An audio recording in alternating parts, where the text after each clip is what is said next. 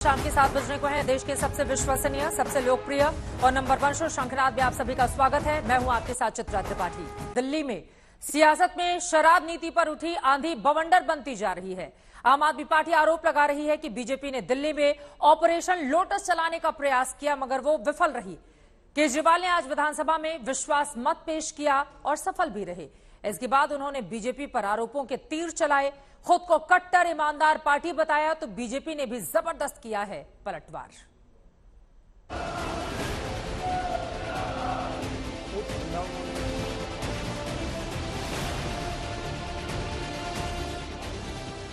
दिल्ली विधानसभा में केजरीवाल सरकार ने विश्वास मत प्रस्ताव को पास कर लिया।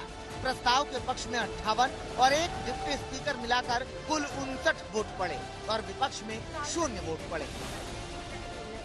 प्रस्ताव के पक्ष में 58 सदस्य हैं,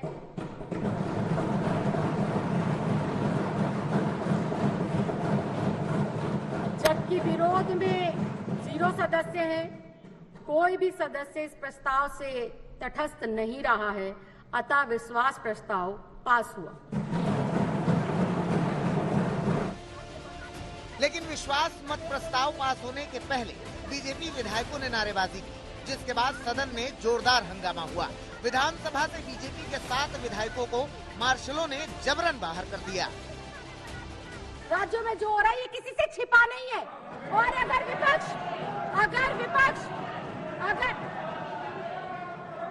विधुड़ी जी, गलत बात है विधुड़ी जी, और मैं फिर कह रही हूँ, बैठ जाइए ओपी शर्मा जी। और मैं फिर कह रही हूँ, आज आपके एक विषय को लिया जाएगा, विपक्ष के एक विषय को लिया जाएगा, निष्पक्ष तरीके से सदन की कार्रवाई होगी।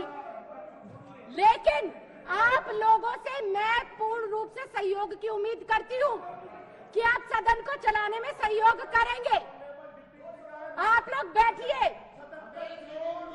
आप बैठिए। ये विजेंद्र गुप्ता जी है तो आप बैठ जाइए, मैं पूरा दिन के लिए बाहर कर दूंगी। विधानसभा में आप विधायकों ने भारत माता की जय और केजरीवाल के समर्थन में नारेबाजी की।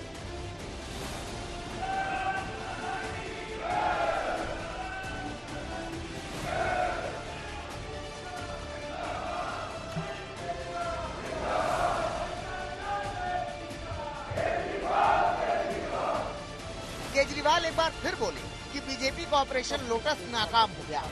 आम आदमी पार्टी के विधायकों ने सैकड़ों करोड़ के ऑफर को ठुकरा दिया।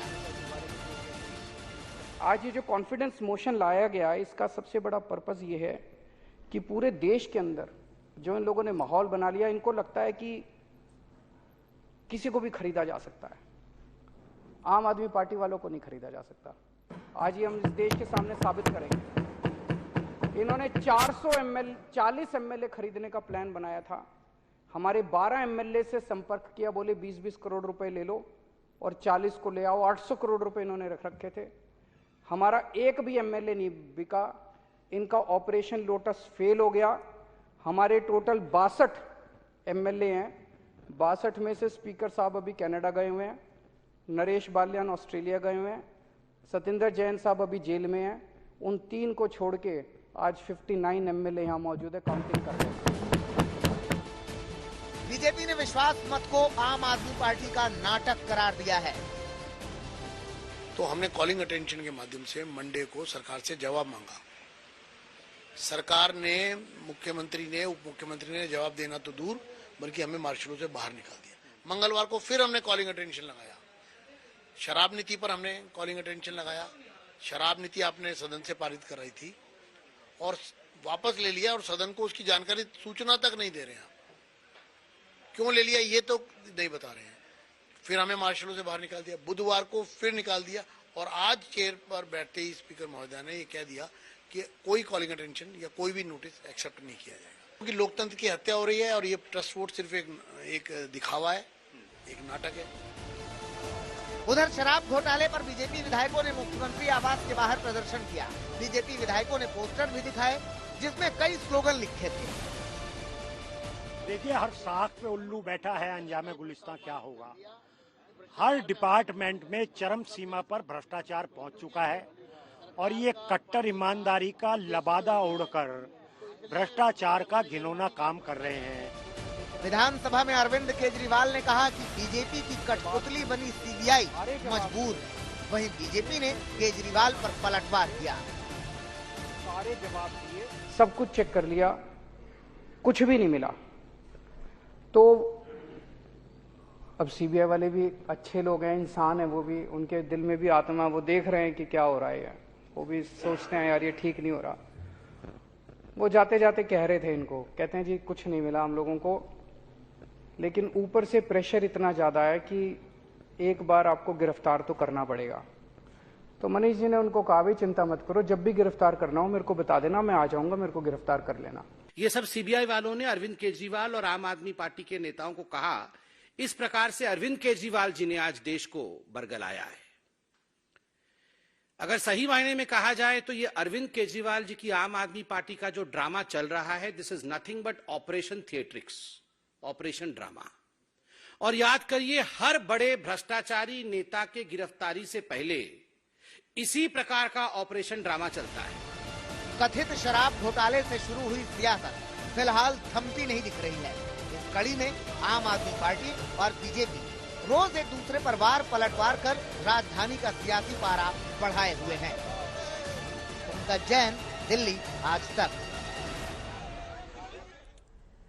दिल्ली के बाद अब बात यूपी की सियासत की कर लेते हैं, जहां सरकार के एक फैसले ने सियासी माहौल गर्म कर दिया है। योगी सरकार ने यूपी के मदरसों के सर्वे का निर्देश दिया, जिसके बाद विरोधी सरकार पर हो चुके हैं हमलावर।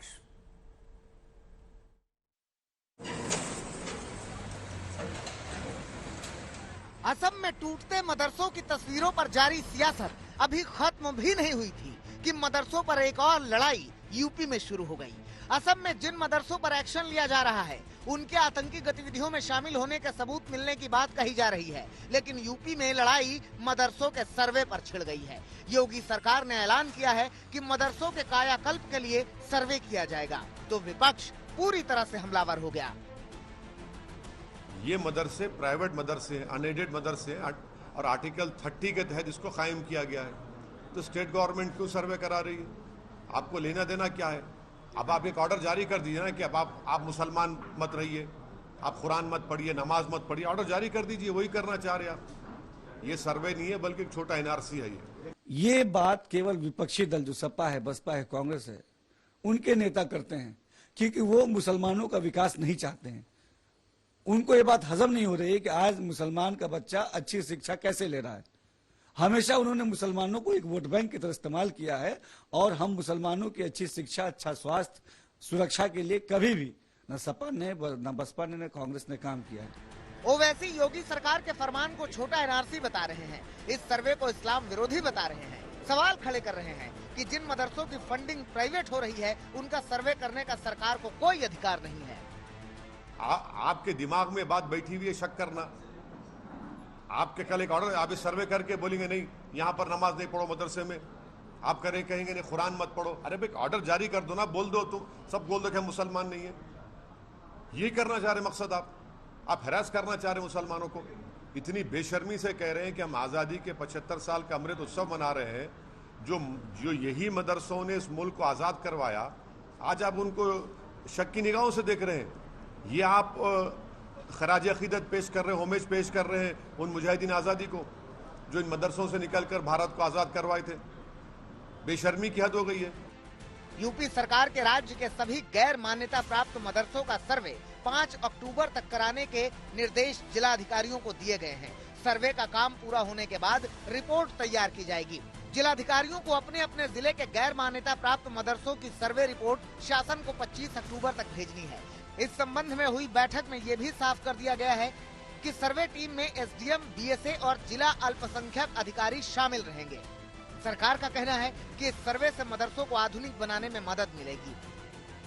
अब इस सर्वे से हमारा मकसद ये है कि ऐसे कौन कौन से मदरसे हैं जो अलग अलग डिस्ट्रिक्ट्स में चल रहे हैं, उसका सर्वे होना चाहिए, उसका डेटा गवर्नमेंट के पास होना चाहिए, गवर्नमेंट के पास पूरी जानकारी होनी चाहिए। वहाँ पे सर्वे से हम ये पता लगाएंगे कि वहाँ पे वो कब से मदरसे चल रहे हैं, वहाँ कितने छात्र पढ़ रहे हैं, वहाँ की इंफ्रा की स्थिति क्या है, ताकि ओवरऑल हमारे पास एक डेटा हो, एक हमारे पास ओवरऑल सारी जानकारी हो, ताकि हम भविष्य की कोई भी योजनाएं जब बनाएं तो सारी जानकारी हमारे पास रहेगी तभी बनाएंगे। इसके साथ साथ हमको एक्चुअल ग्राउंड रिपोर्ट भी गवर्नमेंट को मालूम होनी चाहिए। निजी मदरसों के सर्वे की बात मौलानाओं को भी हजम नहीं हो रही है, जो इसका विरोध कर रहे हैं। और जो मदरसे सरकार की निगाह में अगर कहीं के ऊपर कोई रिपोर्ट है उसकी कि यहाँ से कोई गतिविधि सही नहीं हो रही है तो उसको चिन्हित करें, न कि सारे मदरसों के ऊपर कोई कार्रवाई करें। लिहाजा ऐसा हरगिज होने नहीं दिया जाएगा। सिर्फ मदरसों के नाम पर लॉलीपॉप देना और मदरसे के नाम पर रोजाना अखबार में कोई नई हेडलाइन जारी कर देना और फिर एक बयान दे देना और फिर एक स्कीम लागू कर देना, ये कतई तौर पर मदरसों में पढ़ने वाले बच्चों के हक में नहीं है। उनसे इसका मनोबल टूटता है। यकीनी तौर पर जो बच्चे एजुकेशन के लिए, तालीम के लिए आगे आने की कोशिश कर रहे हैं, रोज रोज नए नए विवाद को लेकर इस तरीके की जब चीजें होती हैं तो कहीं ना कहीं उनका मनोबल भी टूटता है। बहरहाल अब मदरसे पर सियासत गर्म हो चुकी है और तुष्टीकरण बनाम ध्रुवीकरण का रंग चढ़ रहा है। अभिषेक मिश्रा, लखनऊ, आज तक। उधर सियासी संकट झारखंड में है, लेकिन छत्तीसगढ़ से दिल्ली तक उथल पुथल जारी है। रायपुर में रिजॉर्ट पॉलिटिक्स के बीच सीएम हेमंत सोरेन इस्तीफा देकर दोबारा सरकार बनाने का दांव खेल सकते हैं। राज्यपाल से मिलने पहुंचे यूपीए के प्रतिनिधि मंडल ने कहा कि बीजेपी हॉर्स ट्रेडिंग की कोशिश कर रही है। हालांकि जेएमएम और कांग्रेस कह रही है कि सोरेन के इस्तीफे का तो सवाल ही नहीं उठता।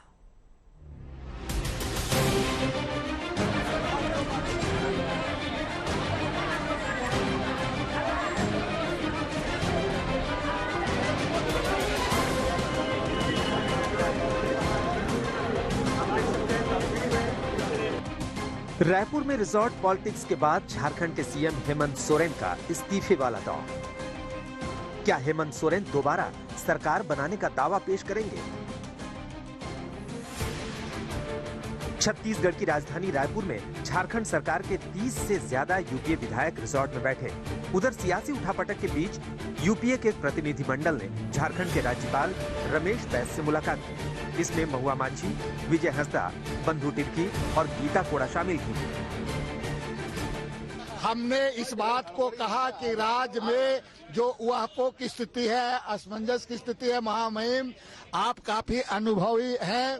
यह राज्य जितना जो संवेदनशील राज्य है, आपको इस प्रदेश में इंटरवेन करने की जरूरत। उन्होंने कहा कि मुझे जो मिल गया है, जो ईसीआई का जो है वो मिल गया है, लेकिन हम उसको कानून विशेषज्ञों से राय ले रहे हैं। झारखंड की सियासत में मुख्यमंत्री हेमंत सोरेन की विधानसभा सदस्यता पर मंडरा रहे खतरे से बने राजनीतिक संकट के बीच सियासी तपिश बढ़ गई है। सीएम हेमंत सोरेन भी रायपुर से रांची पहुंच गए। राजभवन पर प्रेशर बनाने के लिए सोरेन केजरीवाल मॉडल पर विधानसभा का विशेष सत्र बुला सकते हैं। 22 साल पहले अस्तित्व में आए राज्य में यह 17वीं बार होगा अगर मुख्यमंत्री यहां पर बदलता है तो। लेकिन फिलहाल इस तरह की संभावना से कांग्रेस और झारखंड मुक्ति मोर्चा दोनों कर रहे हैं इनकार।